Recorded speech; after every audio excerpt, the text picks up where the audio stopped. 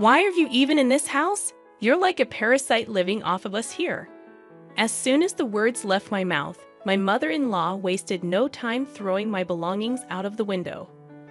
I protested her irrational actions, asking, "What did you say? Don't you dare talk back to me. Can you pick my stuff up, please?" I pleaded. In response, my mother-in-law put a knife to my throat, paralyzing me with fear. "Get out, or this won't just be a game anymore." "I understand. If that's the case, I'll leave immediately," I replied. She gave me a week to vacate the premises, and I showed respect, though I couldn't suppress a hidden amusement beneath my straight face. Little did she know that I was the one supporting this house. Despite the torment I endured living with my mother-in-law, the fear from earlier vanished. I thought, if you've got what it takes, then prove it. "I'll give you a week. I expect you to be out of here by then," she declared. "Thank you," I said, showing respect, though laughter lingered just beneath the surface. Hoping she didn't notice, I believed my departure would bring peace to our home. Little did she know, leaving her in the family home, I moved to a high-rise apartment. Eventually, she would learn the truth, but by then, it would be too late. I am Valerie Reynolds, applying my past work experience while working from home. It had been 5 years since I married Justin, expecting a peaceful and happy life. However, life took an unexpected turn when Justin had a construction site accident, resulting in the loss of most of the use of his dominant arm. Grateful that he survived, I found myself in the hospital room, tears streaming down my face. My mother-in-law arrived, seemingly oblivious to my presence, rushing to Justin's side. She suggested he stay with her, and I was taken aback by the proposal. When she noticed my surprise, she coldly questioned, "What's wrong? Do you have a problem with that?" "No, it's not that. It's just a bit sudden. With my son like this, I can't leave everything up to you," I retorted, irritated by her words. Justin, however, expressed his trust in me, saying, "Valerie has been working hard all this time. That's why I trust her going forward." My mother-in-law, displeased, made an inaudible noise, but she couldn't sway my determination. "Well, anyway, come to the house as soon as you're discharged from the hospital. Of course you're invited, Valerie. That goes without saying." I could predict what would happen if everything were left up to my mother-in-law. "By the way, Valerie, I'm leaving all the moving arrangements to you." "Everything?" "That's a bit much," my husband chimed in. "It's too much for one person to handle alone. Mom, please help her out."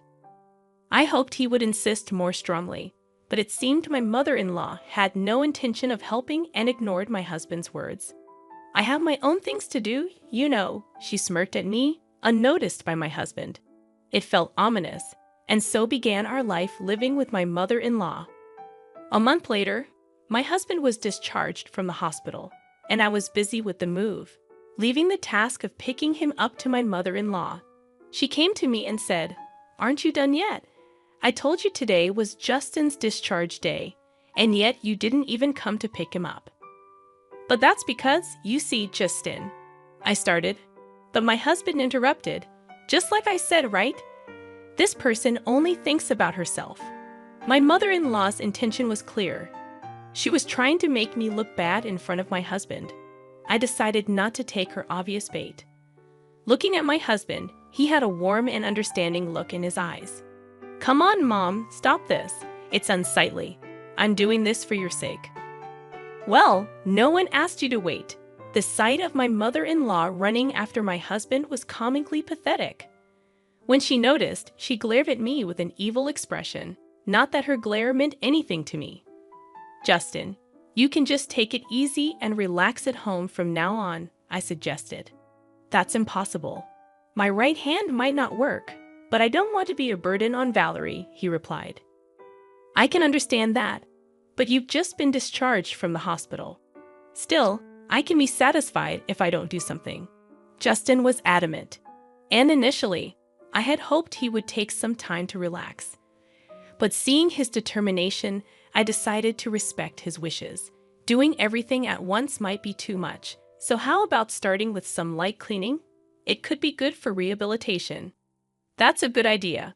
I don't know if this hand will ever fully recover, but it's better than doing nothing. But on one condition, don't overdo it. Got it? I wouldn't want to be scolded. It's scary to make you angry. Justin acted as if nothing was wrong, making it clear that he didn't want to make me worry. So, I resolved to work even harder for the both of us.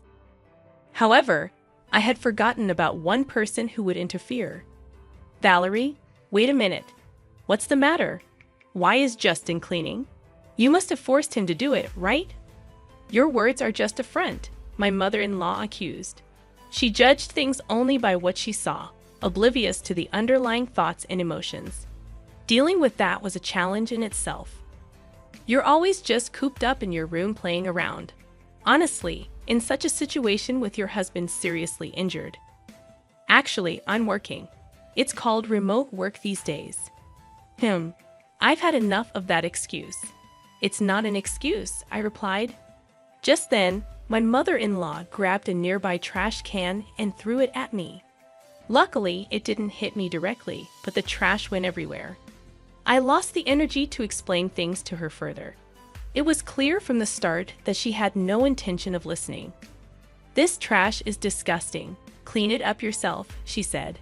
As I sighed and started picking it up, Justin approached me and asked, "Hey, what happened?" "Oh, this is just a small incident," I replied with a forced smile. But Justin seemed to have realized something. He usually appears calm, but sometimes he's surprisingly perceptive. Did Mom do something? Are you hiding something? Can you be honest with me? Justin was looking at me with a serious expression. Seeing his face, I felt that I couldn't lie, so I told him what had happened. Got it. I'll talk to Mom about this. Oh, it's fine. You really? But it's not okay. I'll talk to her properly. No, but that is. I was happy to get his help, but I was worried about what would come next. In the end, I would be the one blamed. I stared at the ceiling, deep in thought. Night came, and I thought Valerie was just playing around. That's not true. Valerie has been working hard, even doing my share. Then why were you cleaning? I offered to do it. I can't just sit around doing nothing at home. But you just got out of the hospital. I know my own body best. Justin's stern words silenced his mother. She might not have expected her son to speak to her like that. But if she really does think that she's above such things, she's just arrogant. I hoped that this would calm her down a bit. That day, Justin went out for rehabilitation, leaving me alone with my mother-in-law. As I was working in my room as usual, she showed up. Can we talk? Sorry, can you wait just a bit, about 15 more minutes? No, I can't wait right now. All right, I'm coming. I hurried along and went to the living room where an unknown woman was waiting for us. Excuse me, who is this? Have a seat first. We'll talk after that. I had no choice but to follow my mother-in-law, but I couldn't grasp the situation. As I was trying to figure it out, the woman started speaking. So this is the one you were talking about, the wife who just plays around without working? Yes, it's true. My mother-in-law was laughing eerily. So you realize that you're an unnecessary presence in this house. What are you talking about? Looking around, I saw them sighing. I didn't understand. Suddenly confronted by a stranger and put down as the target of blame. If I could, I would have left that place in an instant. Don't you understand? Unnecessary people are not needed here. What do you mean? Everyone answers that way. More perplexing questions followed. They kept insisting on how incompetent I was. Enduring such accusations could mentally exhaust anyone. Isn't it time you realized your place? Shouldn't I be asking you how dare a daughter-in-law toy her mother-in-law, spending time on such unproductive things? Isn't it a waste of time? What the nerve of a daughter-in-law, really now? I felt like I was reaching my limit. I didn't know what my mother-in-law would do if she got angrier. That's when I came up with an idea. Oh, isn't it about time that Justin comes back from rehab? Is it that time already? Just then, the unknown woman left quickly.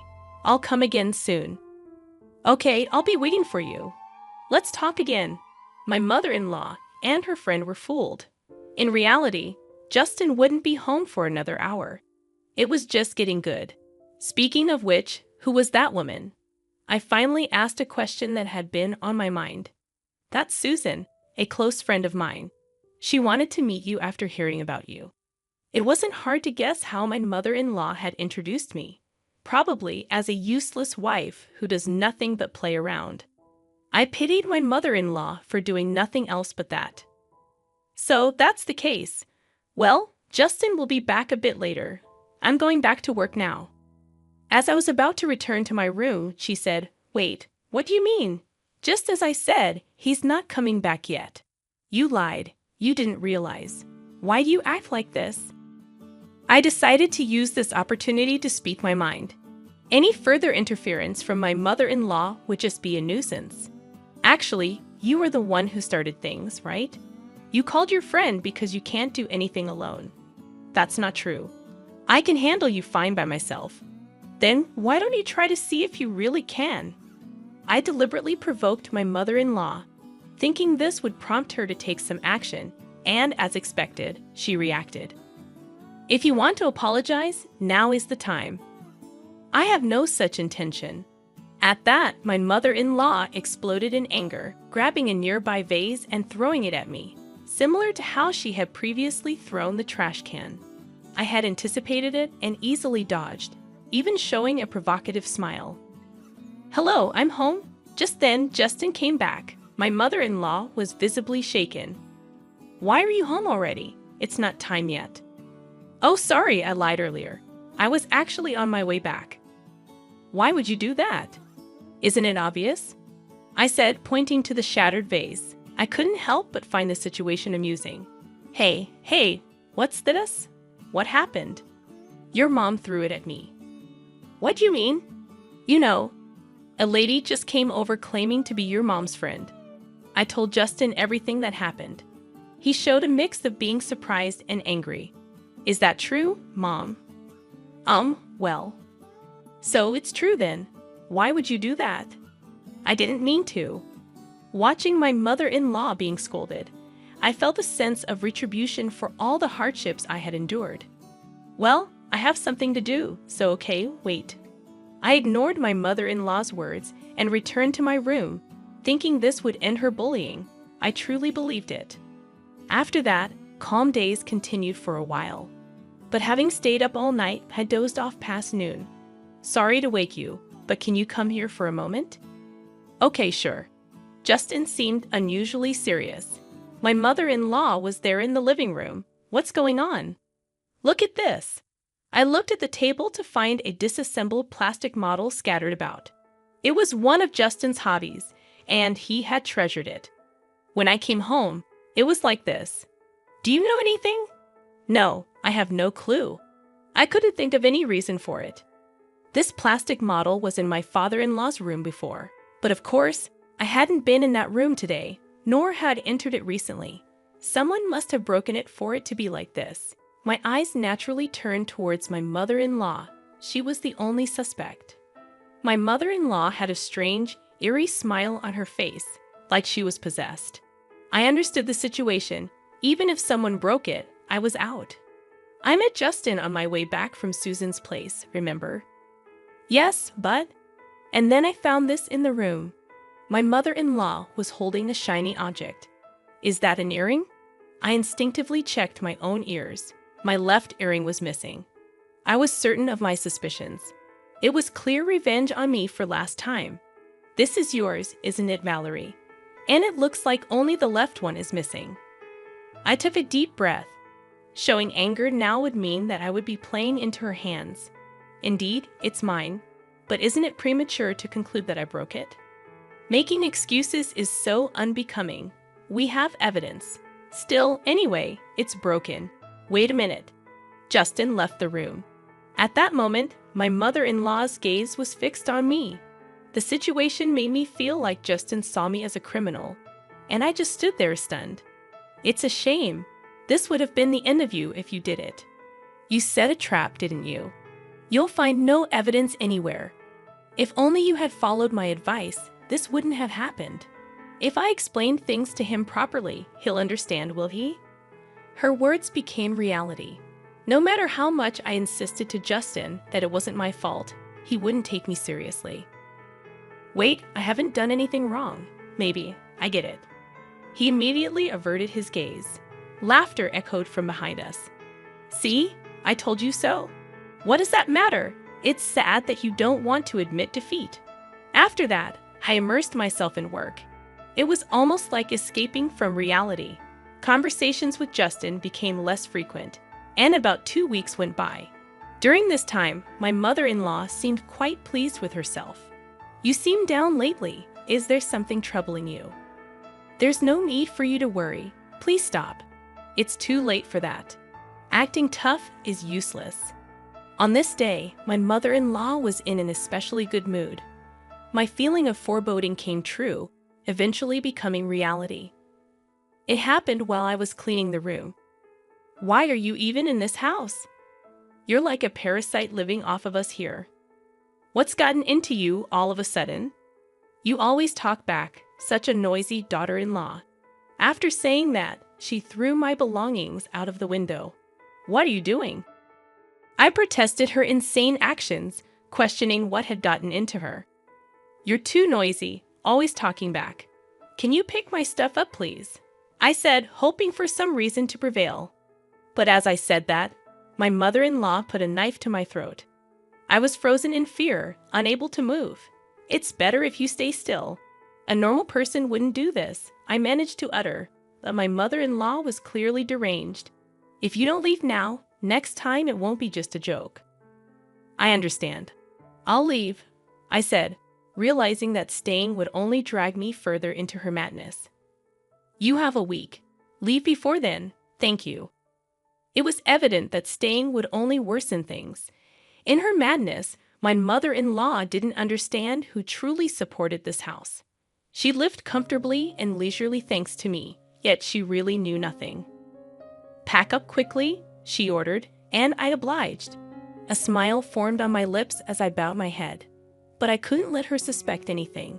I quickly composed my face. This will bring peace back to our home. I'm so happy, she remarked. But her happiness was short-lived. I couldn't help but think about the true hell awaiting her. After my mother-in-law had gone to bed, I explained the situation to Justin. I see. So it has come to this. Actually, I have something to tell you too, he said with a serious tone, surprising me. What? Yes, various things. We'll talk about it later, okay? His serious tone made me raise my voice in surprise, but he assured me we'd discuss it later. 3 days after being told to leave the house by my mother-in-law, I found a new place. Now the promised week was almost up. Well, today's the day of the promise. You understand, right? I asked Justin. Yes, the movers are scheduled to arrive soon, he replied. But when I inquired about Justin's whereabouts, he seemed to have gone out since the morning. Well, never mind. The thought of not having to see your face anymore is enough. I'm going out now. Make sure everything's clean, understood? I told my mother-in-law, smiling, though not genuinely. An hour later, the moving company arrived and loaded all my belongings. I contacted Justin. All packed up. Got it. Just make sure you get there safely, okay? See you later, he said, ending the call. I was excited to think about what would happen when my mother-in-law returned. Finally, the moment of completing the move arrived. What have you done? Justin's belongings are nowhere to be found. My mother-in-law exclaimed. Of course, we moved out together. No way. Do you want to check with him? I got out my phone, set it to speaker, and handed it to my mother-in-law, who still couldn't grasp the situation. Justin confirmed the plan, leaving my mother-in-law bewildered. This was my plan all along, Mom, I admitted. Justin, what's happening? Tell me, she pleaded. Actually, about the model kit incident, we know that you did it, Justin declared, putting an end to her denials. There's no way Valerie would do such a thing, he added, defending me. Why do you think that? Because it was a gift from Valerie. She wouldn't break it on purpose, Justin reasoned. My mother-in-law was at a loss for words. realizing that she had been supported by the very person she had mistreated. Well then, you'll have to manage on your own from here on out, Justin concluded. But I don't work.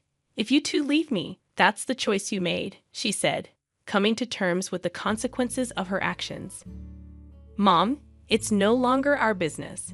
Well, it's time for each of us to do our best, Justin remarked, ending the conversation. We felt relieved. We had hoped for a good relationship at first but quickly gave up. Now my mother-in-law chose her own fate. But why did you keep it a secret about that? What about Mom? It's like they say, deceive your allies to deceive your enemy, Justin explained. You can't mean enemy, I said in disbelief. We looked at each other and burst out laughing. Finally, we could have a peaceful life together. About a month later, Justin expressed some doubts. You seem down lately. Is there something troubling you? There's no need for you to worry. Please stop. It's too late for that. Acting tough is useless, I assured him. On this day, my mother-in-law was in an especially good mood. My feeling of foreboding came true, eventually becoming reality.